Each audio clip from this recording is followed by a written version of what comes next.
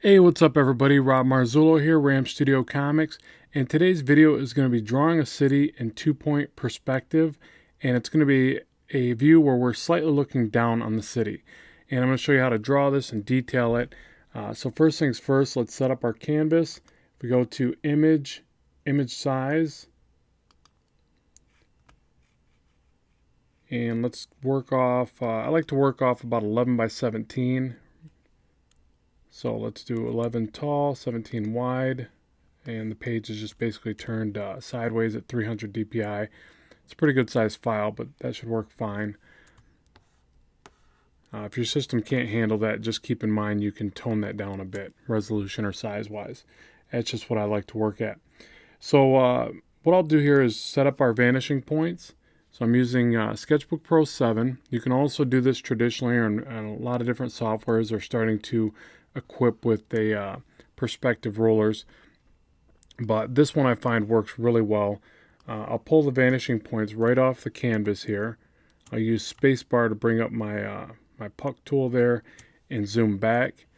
And I like to pull the vanishing points really far off the canvas for this type of shot. Now keep in mind that if the horizon line is higher on the page, you're going to look downward at your shapes. Okay, so say that's a building. So that's because the horizon line is above the building, and the vanishing points are pulling those lines, in that perspective. Now, if I was to move this all the way down, like this, then you're going to get the effect that we're looking up at a building. So that's just a really simplistic understanding of what's going on here. But, these simple rules will get you a long ways because it basically applies to everything that we're getting ready to do. So we'll move the vanishing points and the horizon line up. Keep in mind too, if you did tilt the horizon line, that you get kind of a more dynamic feel to the shot, like you're, just the camera's being tilted. But I would recommend, if you're working digitally, to actually do it all straight and then just turn your frame or shot as you're done. So now I'll hold spacebar, I'll zoom in. I don't have to worry about the vanishing points and where they're at anymore. I can hit escape to release those and go back to a drawing, regular drawing, and then I can go back to the vanishing point and they stay in the same place. And each additional layer that I add will actually snap to those automatically. So it's a really nice workflow. So, and one other thing I want to address real quick, a lot of times it's not a bad idea to actually work first in a freehand method and draw kind of a sketch of what you're picturing, right? So say that you get a basic idea of how you want your city to look. And this is going to look really crude, but your sketches should look really crude. It should just be about getting the idea down, not hindering yourself with details and things like that at this stage. You just want a concept. So it should be very sketchy, very, like one thing that I'm seeing that I'm doing improperly here right now is my buildings are way too close together and they're way too uniform in size. They all look like the same building. You got to have some good variation if you want your city to look cool and realistic. So you want to change up the size of some of these buildings, maybe give a few different shapes to the structure like this, maybe a little segments that come off. So not everything has to be a square. You could do some cylindrical buildings, with maybe another shape off the cylinder. So just get the idea down at this stage, and then you can use your perspective to clean this up. That's one way to do it. So I'm just going to go ahead and delete that. I just want to show you that there's, another possible way to do that. So now I'll put my perspective ruler back on, and I'll just do my rough sketch right off the perspective ruler. So first thing is just, again, blocking out the overall shape. Now the beauty of this is that the lines snap right to those two directions on the vanishing point. So that takes a load off your mind as far as worrying about that right away. So all you want to do here is focus on conceptualizing a bunch of these shapes. Now, first off, I'll just kind of get some buildings of various heights. That's another thing that you want to make sure of. Cities look a lot cooler or more realistic or whatever when you have a lot of different variations in the height of the buildings, not just the overall shapes. And the main thing is just a lot of variation, because it's so easy to get in the habit of just drawing all the buildings looking the same. Even how I put the same kind of offset shape on that square, and actually to me that's a little bit too close. So let's go ahead and move that building back a little bit further. And a lot of this, the movement of the buildings and the placement, a lot of that is just done by the scale, right? Because we don't really have anything else to tell us where the buildings are actually located. So the gaps that you place in between the buildings, the scale of the shapes in reference to one another, that's what tells the story here. So if I want a building to look further away, if I do something like this, it looks like that building is now way further back in the distance and there's maybe nothing in between it. But if I turn around and I go with what I was originally starting there, and I do a building like this, it automatically looks a lot closer, almost too close to this building here. But that's okay. I just want to show you that that's how you basically define the overall shape of the city. Now, if I want a building to look really tall, I can just basically have it go above the horizon line like this. And all of a sudden we've got a skyscraper kind of look in there. And we can just have that go right off camera and really add to that, level of height. So we'll go ahead and do that. Just, there won't be much of them past the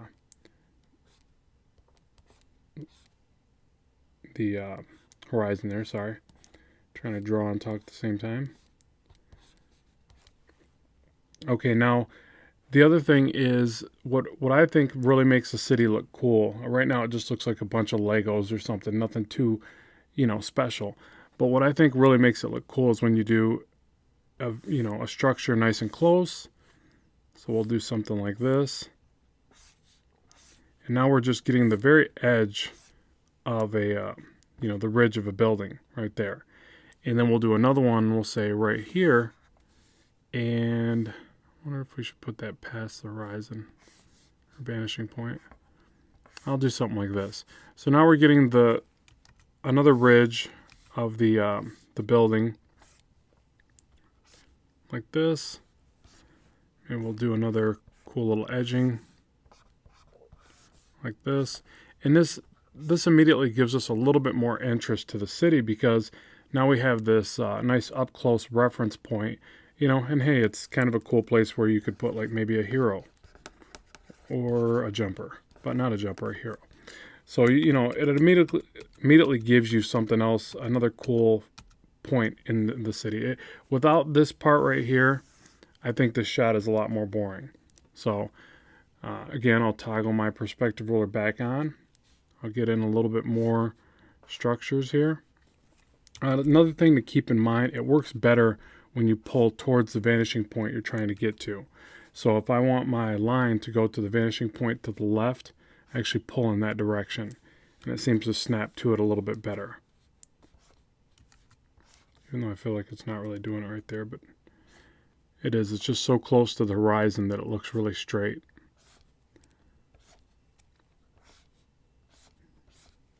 And you could just go on and on and on. You can keep taking these buildings and making them, smaller in the distance. Oh, and see, that one's out of perspective. So I got to make sure to pull up to that line. Up to that line. Then I know I'm in perspective there, up towards that line. Okay. So I'm going to go ahead and go with this. I could keep going and going if I want a really ultra detailed city. I would definitely not focus too much on putting extreme details in the very, very backgrounds. I would definitely start just doing shapes back there and focus all your detailing. I'll take that perspective ruler back off. I would put, obviously the most amount of detail here, good amount of detail here, and then just shapes back here. And that does a couple things. It allows you to get a good looking city and not spend an absorbent amount of time. And it's also more realistic. If you look at a city and you notice the stuff in the background, it's going to be blurry and out of focus, and you're not going to see a lot of the details like, the shapes inside of windows or things like that. Okay, so there's our basic structure, our foundation. just our rough of the idea. Now we put the perspective ruler back on again, and we can start getting in here and detailing a bit. And what I recommend, if you want realistic and good looking buildings, is to concentrate on the trim work. Okay, so for instance, this right here would just be the opening to the top of the building, and then there would be there's always little structures on top of it. So you might have, I picture this being like I don't know, electrical boxes, fans. Sometimes there's little buildings on top with doorways. So, for access points for people to get up there and work on these, AC units, whatever they might be. So, but you want to make sure to add little details like that. Now, if you don't feel it snapping really well, just draw past. Always, you'll see that in architectural renderings anyways. And you can zoom in. Again, you don't have to worry about your vanishing points on this software. And you can zoom in and keep detailing. Like that. And it gets a little bit easier to snap to those lines. So darken some of the lines that you're more sure about. And again, focus on the trim work. Get lots of little details in the trim. So on this one, I'll do like these pillars or whatever. Picture that as soon as you can see into the corners, you're going to see a little bit of the edging of that trim. And then another thing to keep in mind is when doing the windows, is that the smaller you make the windows, the larger the building is going to look. Everything is kind of in perspective and relationship to something else in the scene. So get some of your little windows in there. And you can see I'm just kind of eyeballing this. They're not perfectly spaced or anything like that. And then if I pan back, to me that's a good size building based on the size of those windows. If I wanted to make it look larger, I could divide these windows and divide them again. And all of a sudden that building looks even bigger. So everything works that way in my opinion.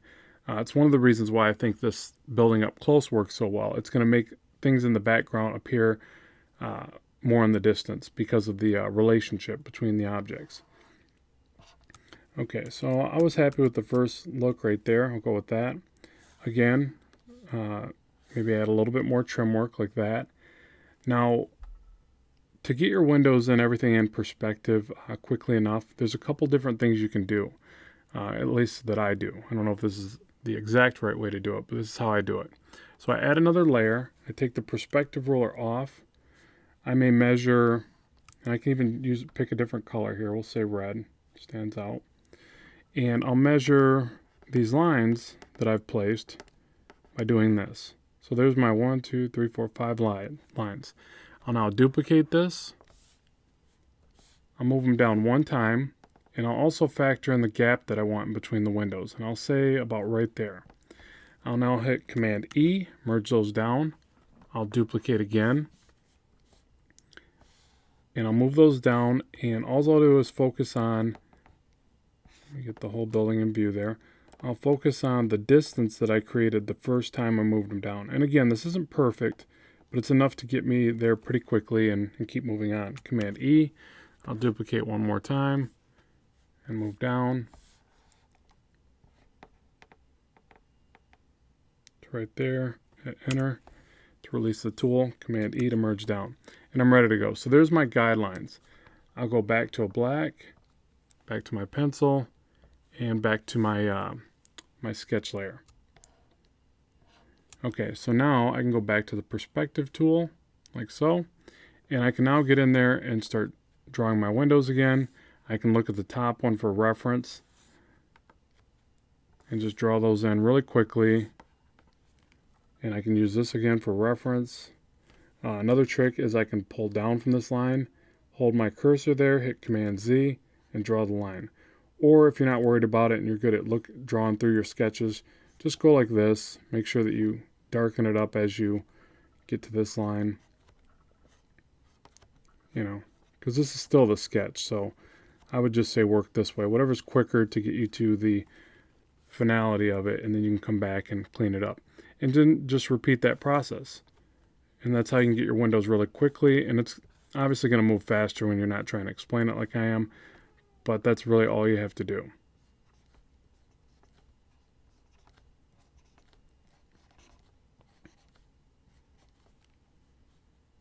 And you can see I went past it here, but I'll make sure that when I clean this work up, I'll have a darker ridge line here that also shows kind of a shadow. And then it'll help me find my forms as I'm doing it. I can also do like an edging of the window trim like that.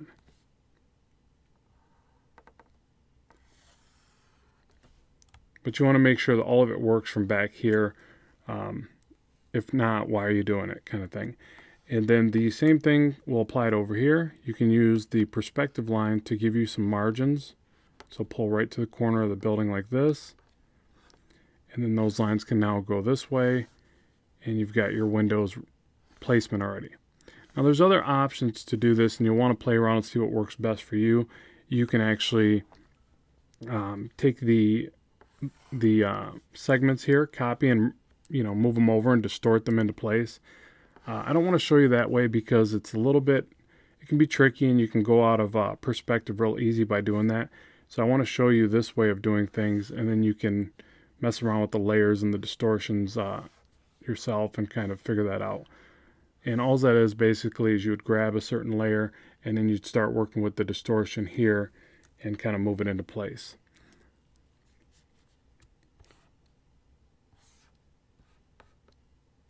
All right, so I'm gonna detail another segment of a building, section of a building, and then I want to explain that, and then I'm going to time lapse me detailing the rest of the building because it'll all be off the same fundamental knowledge that I'm showing you here. And obviously, it's going to take me a while to detail the city the way that I'd like, so I don't want to bore you by sitting here too long. So I'll put the perspective layer back on again. I'll create another layer just so it gives me the ability to backwards edit my work. And I'll go ahead and do a little bit of detail work on this building now. So again, as soon as I'm more sure of the line work, I go to putting down a darker line. I start by adding some trim work to kind of see into the structure a little bit more. And since I went with kind of a horizontal window setup here, I'll go ahead and do more of a vertical setup here. Again, I'll do kind of some trim work on the very edges of the building. Show a deeper recess so it almost looks like this has a bigger, kind of thicker edging to the architecture.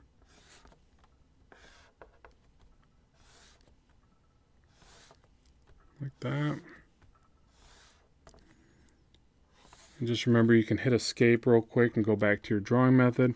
So if you want to, maybe shade this in just to remind yourself that that's a edge work or trim work or whatever. Go back to the perspective, and I want this to be more vertical, slimmer windows. So maybe I'll do something like this where this is another edging, trim work. And then I'll have these taller, slender windows recessed behind that, like this.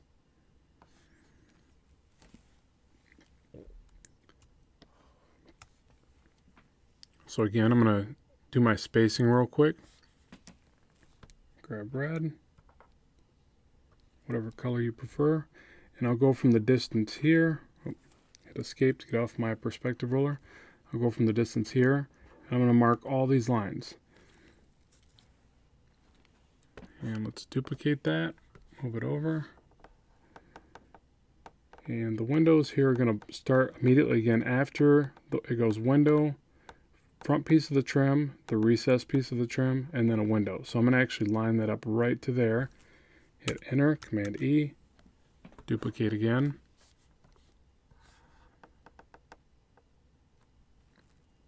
Enter, Command E, duplicate again. And it seems like this takes a second, but it really doesn't. You'll get fast at that part and you fly right through this. Delete the end part. And let's see if that lines up properly. If not, we can adjust it. And let me hit Command E to put those all on one layer. Okay, so back to my building and back to the perspective tool. And I'm going to rough this real quick to make sure it lined up. So we got a window, front piece of the trim, recess piece of the trim, window, front piece, recess, yada yada. So by the time we get over here, we got window, the trim. Yeah, and I don't mind that. I think I might move it over a bit, but I want this window over here to appear shorter because this trim is so large, it would block a good amount of the window from this angle. So actually, I'm going to go with that. I think that'll work. So I'll Control Z back. And now I can use this and draw all the way down.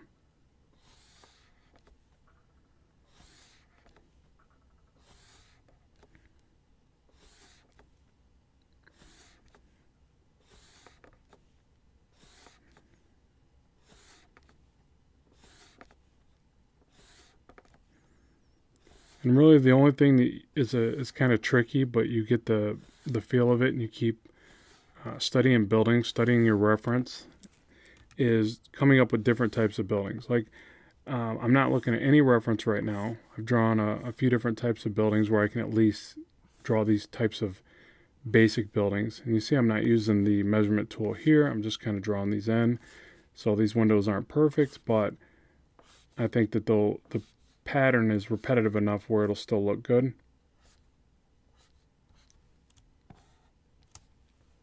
And then darken the edging right there, right here, like that. And then we can get rid of our registration marks. And that quickly we're able to get, you know, a rough idea of what that building will look like. Now again, I would make sure to add some other shapes on the top there to give it a little bit more realism. You can do like the I don't know what those are called, but they usually have tall poles with lights on them. I'm sure to warn planes or something. So forgive me for not knowing exactly, but I'm pretty sure that's what they're there for. So yeah, so then I just kind of keep adding details in here and going from there. So now what I'm going to do is time lapse this next part because, like I said, it's going to take a while to detail each of these buildings, but you'll see I'm going to use the same techniques that I showed you there, and we're going to clean this town up and make it look pretty cool. So let's get to it.